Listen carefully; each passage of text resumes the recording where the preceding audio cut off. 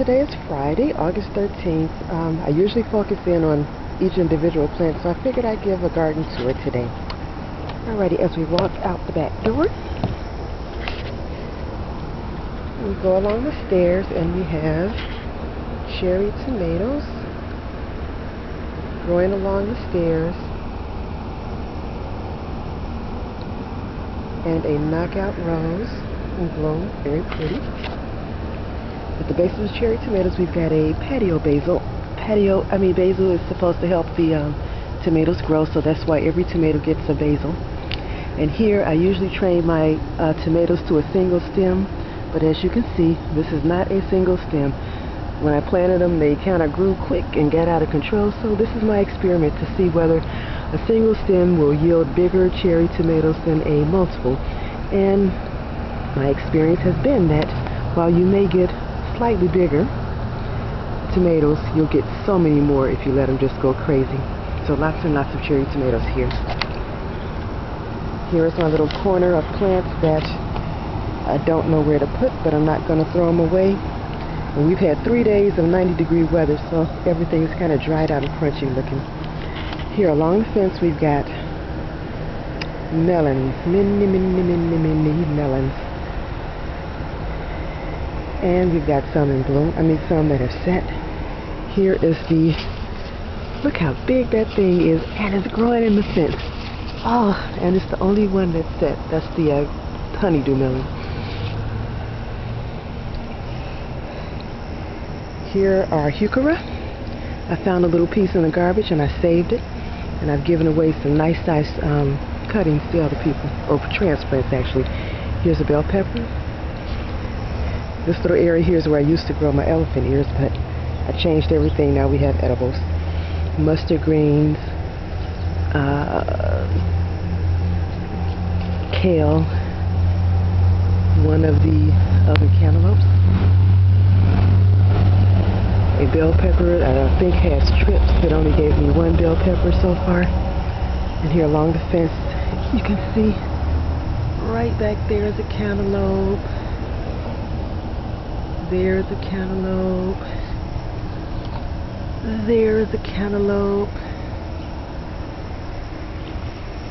Oh, let's see. Right down there is a cantaloupe. Up there is a cantaloupe. And back there is a cantaloupe. And as we come over, here are the yellow lilies. After they bloom, I kind of cut them back to, cut the top part away, and the foliage feeds the bulb, so that gets to stay there the whole summer. All right, here's bed number 1. It's got the Stella de Oro daylilies from Free Cycle. One of 3, what is this? One of 3 tomatoes, I forgot the name. I hope I'm not having an Alzheimer's moment. Here I just planted carrots. First planting of the year, hope they grow. And here are cucumbers on this side that replaced the snow peas from earlier this year, and on the other side a planting of bush beans. And I know I need to get in here and pick it, but it's been so hot. I hide from the heat in the daytime. There are the bush beans. And right back there is a little area between the beds with okra and Jersey giant asparagus and a couple gladiola.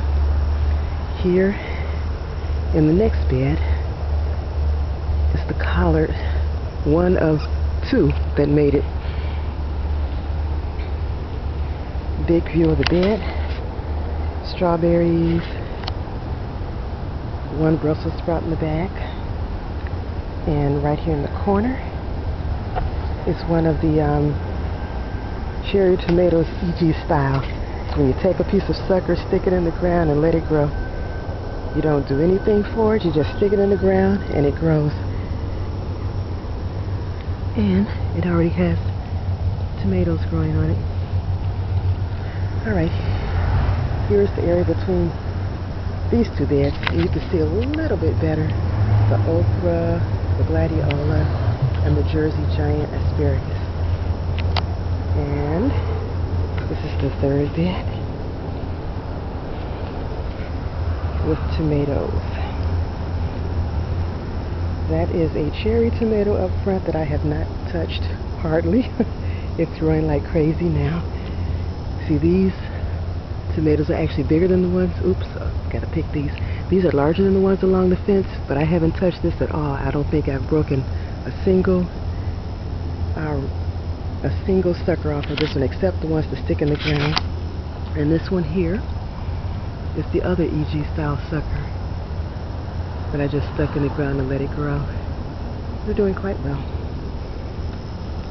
At the base, the obligatory basil. And over here, we have a full-size basil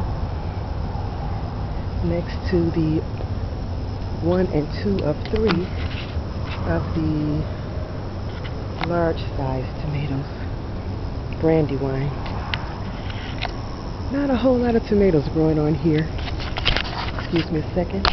Had to kill a mosquito. They are so bad this year. Alrighty. See, I think this is blight, so I have to get out here and clip these leaves. And here we've got a few tomatoes set on the brandywine. Now this is blank space. I guess I'll throw lettuce seeds out here or something. Here's the spot where the squash experiment was. I've pulled out one already, but the others are doing just fine. I trained this one up the trellis, and it's doing fine. You can see blooms and fruit. And right back here is where the watermelon is. And there are a couple that have set, if you can see. Right back there is one in a sling. And right back here is the other one in the sling. Only 2 set on this plant. And here right next to the squash experiment area is a volunteer canna. I threw some of the pieces in the compost because I thought they were dead. Surprise, surprise, not dead. And right here, that's the squash that I pulled, close to a week ago. And it was in full bloom yesterday. I meant to take a picture, but it's still, you can see, it opened up yesterday for the first time. This is my junky area where I throw stuff and let it dry out for the compost. Right here, compost bin with strawberry, compost bin with sweet potato plants. We put out a lot of foliage. Hope I have some plants. Hope I have good potatoes. And here, another batch of compost is cooking. Right here, okay, this is the area where the corn was grown. Right here in the middle, I stuck a few sweet potato vines.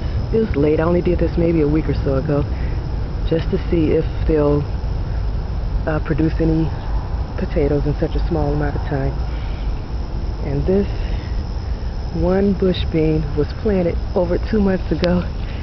I thought the bugs would have gotten, at least the bugs tried to kill it. They ate all the leaves, then it just kind of grew itself, and now it's putting on beans. So, bush beans. And of course the pretty hosta, which I'm going to dig up half of this next year so I can have more room. And I'm getting to the end. Ta-da! Fruit orchard. Here we have 3 raspberries, which I guess I have ever-bearing raspberries because I've got blooms coming on here. And right in the back we've got 2 blackberry bushes, and the canes have grown quite long, or some of them anyway, very, very long. And behind that we have 3 blueberries. Now these have not put on a lot of foliage. They haven't given me a lot of berries. so I probably need to find a way to get those in the ground.